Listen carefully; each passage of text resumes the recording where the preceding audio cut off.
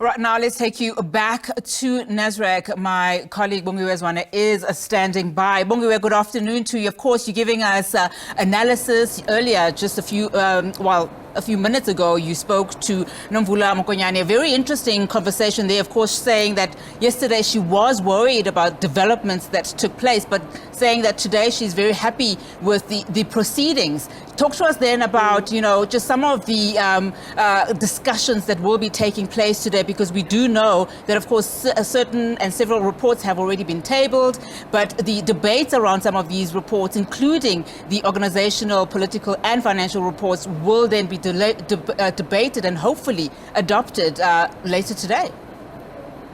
Good afternoon again to you, Onati, and the viewers. That's the nub of it, right? As these reports are meant to then be adopted.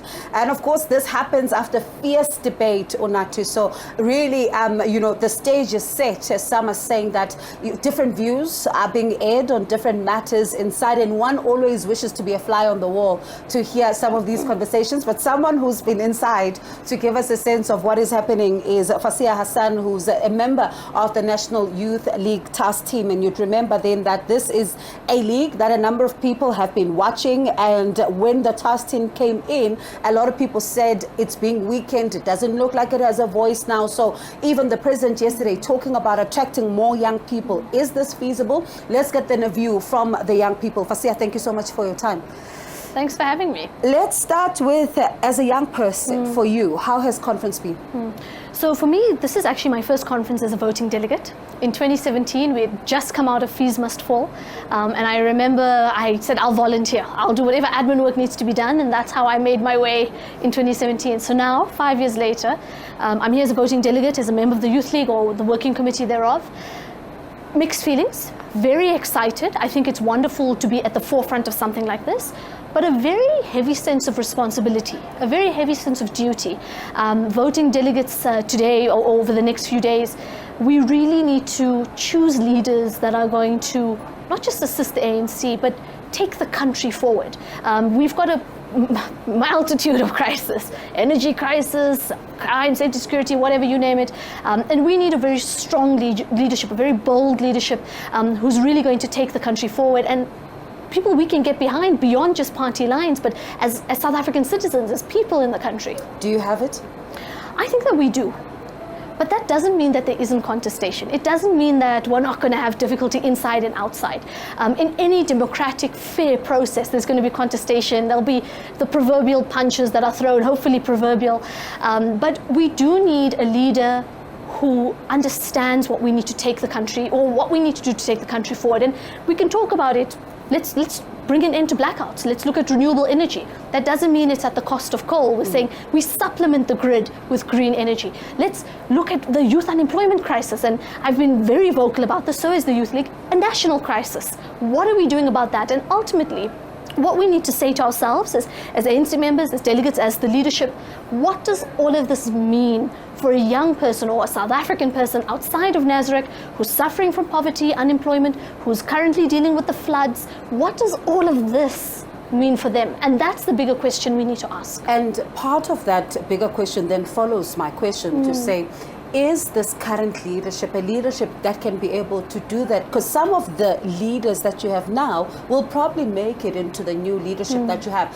Some of them are not speaking in one voice. You talk about the issue of Eskom, the energy issue. You then see from time to time the Public Enterprises Minister speaking in a different voice, Mineral Resources Minister speaking in a different voice, the Finance Minister speaking in a different voice when it comes to this issue. Then the President also coming in, sometimes not even taking this matter with the urgency that it deserves. So are these the capable leaders, in your view as a young person, that are able to do that which you are talking about if they're speaking in different voices? Let's be very clear. We don't have enough youth leaders in the ANC, NEC leadership, or in the ANC generally.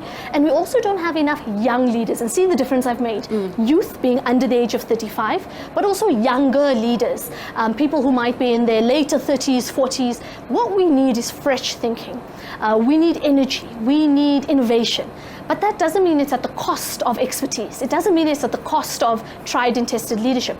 So for us as the Youth League, we have a very big mandate actually from young people that during this conference, there's a few things we're going to push for. One of which is a constitutional change. We want the constitution to actively protect and put in young people into any elected ANC space. Right now, the proposal, and it's up for debate, is at 25%. Yeah. We would love that to be at a 30 or 40%. What we want is to say that it's not nice to have young people in leadership. It's not nice to have a checkbox exercise. We want young people at the decision-making table. So do we have the leadership we need? Maybe not. But what we do need to do at this conference is elect leaders that do have the capacity and capabilities, the expertise, but we also want young people. We want this kind of qualification, that kind of idea. And let me also not be elitist in this process. We also want rural young people who may not necessarily have gone to a WITS or led a Fees Must Fall, but what we want is a diversity of views and ideas. And I think there's a big, like I said, that responsibility and duty, that's on us. And nobody can say that we have the perfect leadership, because nobody does, we don't. And part of that then, Fasiha, because there's been this push for this intergenerational Yes. mix, right?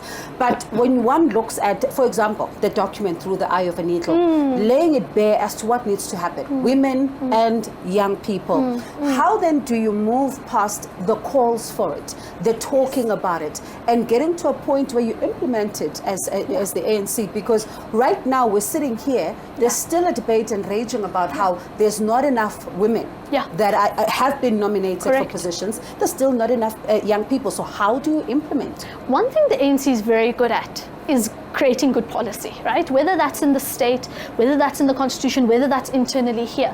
Where we lack, and you've nailed on its head, implementation. I'm going to answer you from a perspective of a young person, a youth leaguer, a youth activist. Nobody's going to do anything that's not necessarily in their interest. Remember, we threaten the power structures and the status quo. So it's not shocking to me that we actually aren't getting what we need to get. How do we do that? The majority of the population in this country are young. They are under the age of 35. However, the voters' roll doesn't reflect that. If we registered every young person of a voting age, the voters' roll would fundamentally be different. Imagine if every young person in this country voted. Before we even get to who you vote for, of course, people know I belong to the ANC, that's what I'll advocate for. But before I even get there, if every young person in this country put an X on a ballot, we would have a fundamentally different looking parliament, a fundamentally different looking country. And that's also up to us as young people to galvanize and mobilize young people. So it's not us saying, oh, please help us, please put us on the list. No, this is young people. The electorate is young. If you want to win an election, you need to have young people at the forefront. And that's not just, like I said, here and there, sprinkles of it, because that's what I think we have now.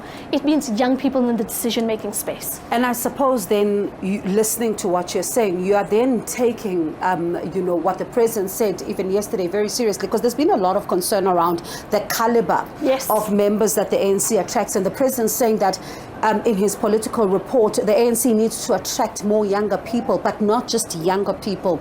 You need a certain caliber of a younger person that is going to come in and be able to grapple with some of the issues of policy. 100%. For me, when I look at this generation that we're trying to carve, there's going to be a lot of self-sacrifice in it. I view not just my life, but so many young people. We will have to dedicate the next the better part of our adult life must be dedicated to the public service, to the state, and that is really a cleanup project, so that when we hand over whatever it is we are to our children, to our grandchildren, we hand over something that's not in tatters, but something that's stronger. So we will require youth leadership who are very much self-sacrificial. I hate to say it like that, but it's necessary, but also different qualifications and ideas.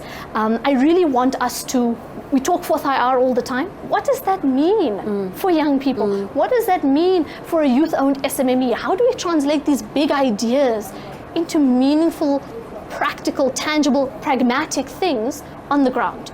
How do we take the mama on the side of the road who sells fruits and vegetables? How do we take her business to the next level? How do we get her a little fridge so she can create more stock? How do we help a young person get access to the internet to take their business as well? Things like that. So for me, it's about practical, tangible, very much implementable elements. And you say you don't want to hand over an organization that's in tatters. there is so much division right now. The president even talking about it yesterday. I've had conversations with some of the NEC members who are saying this is the most divided, most weakest NEC.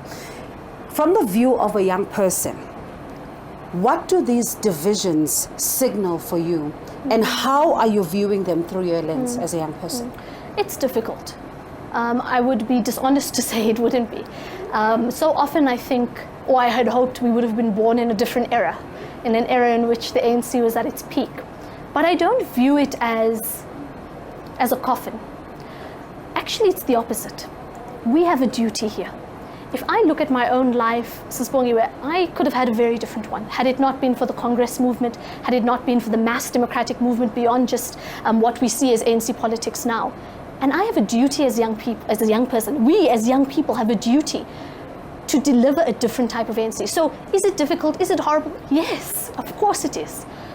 But all the more reason for us to roll up our sleeves, to say this is what we're going to do. And unfortunately, if there's going to continue to be division, we'll only have ourselves to blame. I've always said this. The only thing powerful enough to truly destroy the ANC is the ANC itself. And I truly hope that by the time we inherit this organization, whether it's by close of business on Tuesday, or whether it's 1 year, 2 years, or whatever it is, I truly hope that it won't be complete ashes, because we owe it not to ourselves, to the millions of people in South Africa who deserve a better life. And that is up to us to achieve. Fasiha, I'm going to take it back to the first time you and I encountered each other. Fees must fall. You're fighting for the cause of young people. As young people, you want free education. Now, fast forward to where we are. The president talks about strides that still need to be made in that regard. I'm going to get to the National Skills Fund in just a moment. But have you been able to achieve that which you fought for those many years ago when you as young people were resolute? Yes and no. In terms of some of the strides that the president, he didn't really mention them, but I think important to speak to now. NSFAS, prior to Fees Must Fall, was a loan. It's now a grant. Big thing that we undermine. We forced the issue of higher education onto the dinner table. Everybody was speaking about, look at these kids. Well, sure, I mean, a little bit condescending, but look at these young people who have put something onto the map. That being said, I don't think we've achieved everything that we needed to. Somebody asked me now, today, what about Fees Must Fall? Well, you've moved on. I said I could never move on. Not until we have free, quality, decolonized education and in an accessible way. So yes, there needs to be more funding. President spoke to that. We welcome that. But the reality, and you know this, our viewers at home know this, there are structural issues we need to solve. Even if we put more money into NSFAS, the industry, or the sector rather, is chronically underfunded. We don't talk about student success. What are we doing in terms of accommodation? What are we doing in terms of textbooks? Let's think of a rural young person from Eastern Cape or KZN. The fact that they got to university, they are the exception, they're not the rule. Now they get there, they have all of these barriers, they're studying in a language that's second or third. We're not talking about any of that. And we keep thinking that we're just going to solve the problem by throwing money at it. No. It's going to require expertise. It's going to require universities to play ball. We want our universities, sure, to be autonomous, but we also want them to say, well, there's a role for the public good, rather, for them to play. And I think there's still a great deal that we need to do. But we're not as bad as we were. Have we look at 10, 20 years ago, if we look 5 years ago, but we're definitely not where we need to be. And I mean, you talk about money, and I'm already thinking about, the issues of, corruption, these allegations that are raised around the National Skills Fund, and a very disturbing report being tabled in Scopa in Parliament. That also signals to the deeper problem, because it takes everything backwards, does it not? Let's be clear. Corruption is a cancer. And anyone who tries to dissociate corruption and say, well, it's my time to eat, it's whatever, we've heard ridiculous things. You are literally stealing from the poor masses of this country. The money that could have been in the Skills Fund, or wherever you can look, directly was taken away from a poor community. And one of the things, I had a discussion with somebody actually at this conference, what we need to start doing is saying, when we recover funds as the SIU, the Hawks, the NPA, whoever it is, that money, we need to run a public campaign and say, this million or however X million, we used it to build a school. We used it to fix this infrastructure on a bridge because we need to show those connections. It's not a dissociative process. We need to make it so unpopular that it becomes not just a shameful thing to be corrupt. It should be shameful, but it needs to be something where even South African citizens are like, I'm not going to get involved in that. How many of us do we know who bribe a police officer late at night? So yes, politicians must be held accountable, but we have a problem in our society. And we need to also lift up that mirror and say, as general South African society, we're not going to accept it. Whether it's bribing a police officer or, I don't know, someone at Home Affairs, I'm just giving examples. We need to actually say we're going to say no completely. And more importantly, we're going to make the links for what that corruption actually does. And I think this conference needs to be very clear on that. As we wrap up our conversation, very briefly, I'm going to put you on the spot. Oh no. What are your desired outcomes? President Cyril Ramaphosa, according to you, coming back for a second term, what is your desired outcome? I think we need stability. Very, very importantly. But we also need to continue the fight against corruption.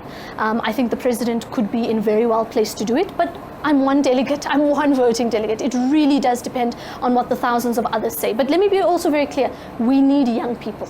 And that is something we will not negotiate. We will be unequivocal. We need young people in our leadership positions, and we need young people to take us forward.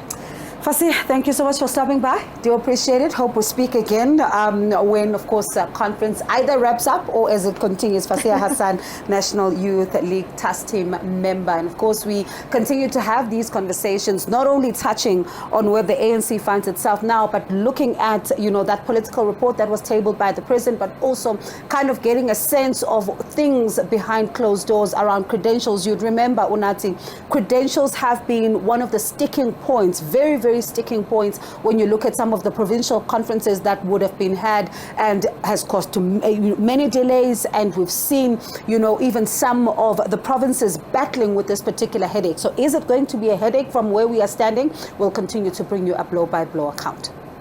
Absolutely. Thank you so much, Bongiwe Zwane, coming to us live there from Nasrec. Of course, we'll continue to give you the latest updates from Nasrec, where many of my colleagues are covering the ANC's 55th National Conference.